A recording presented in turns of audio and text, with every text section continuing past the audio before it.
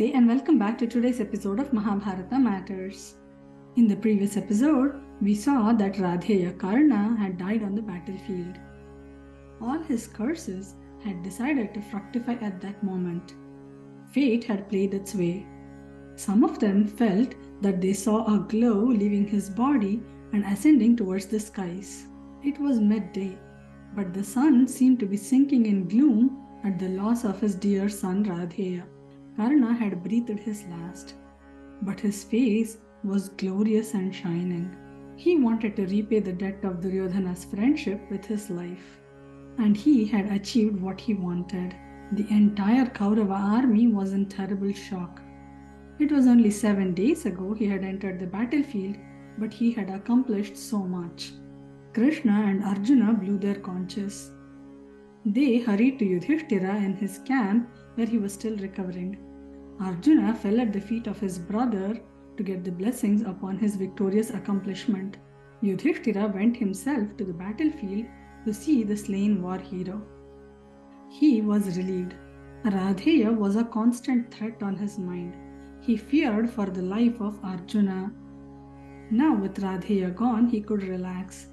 He embraced both Krishna and Arjuna. After Karna had been killed, as if on its own volition, the wheel released itself from the quagmire. Shalya could not believe his eyes. It was as if there was never a problem with the wheel. Tears were swelling up in his eyes. He drove the chariot wildly towards Duryōdhana. Duryōdhana was in shock. He could not believe that there could be a day when his dear friend Radheya was no more. The very sight of Shalya and the empty chariot made him even more miserable. He sobbed profusely for his dear friend Radheya. Nobody could console him. There was barely anybody left on his army. Ashwatthama and Shalya sat by his side. Shalya suggested to him that he should call off the war, although it was midday. Their army was in too much of a shock at the death of Radheya. Duryōdhana couldn't care less. He said they can do whatever they want. Later at night, Duryōdhana got up and walked to the battlefield. He went to where his dear friend lay dead. He sobbed profusely at the lifeless body of his friend. He was inconsolable. He cursed fate. He recollected the many memorable moments he had spent with his dear friend Radheya. Ever since the day of the tournament, they had been great companions. Their camaraderie was exemplary. He had never spoken a hurtful word to Duryōdhana, and today he lay dead for his cause. In his grief, Duryōdhana ran to the other end of the battlefield to his grandfather. He ran to Bhishma, who laid on the bed of arrows, waiting for his death. He fell at his feet and cried profusely. Bhishma called him near him, and he consoled him. He said, "Do not grieve, my child, it had to be this way. Your friend was a Kshatriya and he died on the battlefield like a Kshatriya." Duryōdhana was shocked to hear this. He exclaimed, "So, my hunch was right. I had always felt that my dear friend is no Sutaputra. I knew he was a Kshatriya. I even told Shalya as much. What is it that you know and I don't?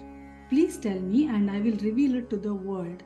I will wash the blemish off his name of being a Sutaputra. That is the least I can do for the friend who has given up his life for my sake."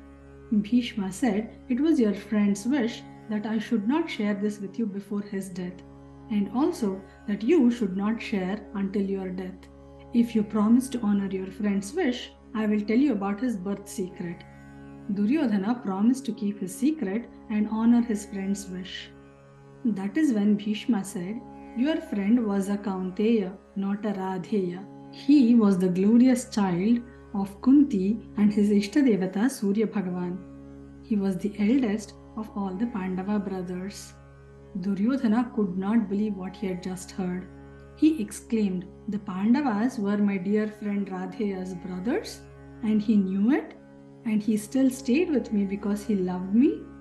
Bhishma nodded and he said, "Yes, my dear child, he loved you very much. He loved only two people on this earth. One was the mother who brought him up, Radha, and the other was you. He was ready to do anything for the sake of the two of you. He was found by Athirata in a basket in the river. Mother Radha brought him up. He came to know about the bird's secret just before the war. Krishna met him and later Kunti met him too. He didn't yield to any of their pleas to join the Pandavas. Then Indra came and took away his kavacha and kundalas too. To him, you meant more than his life even. In the thick of the night, Duryōdhana sat in front of his grandfather in utter disbelief. He knew that his friend must be a Kshatriya, but to learn that his friend knew that he was the brother of his enemies and yet had chosen to stay back with him was colossal. He cried until he could cry no more. He told his grandfather, "I have no desire for this kingdom anymore. I do not want to live in a world that does not have my dear friend Radheya. All I care for and all I want now is death. Soon I will die on the battlefield like a Kshatriya and join my friend." He got up and went away from the vicinity of Bhishma. With this, Karna Parva comes to an end and Shalya Parva begins. So what do we notice in this story?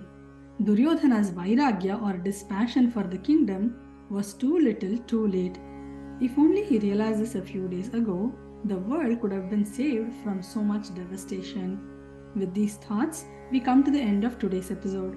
Remember, in this series we are discussing matters of Mahabharata because even today, Mahabharata matters. Hari Om!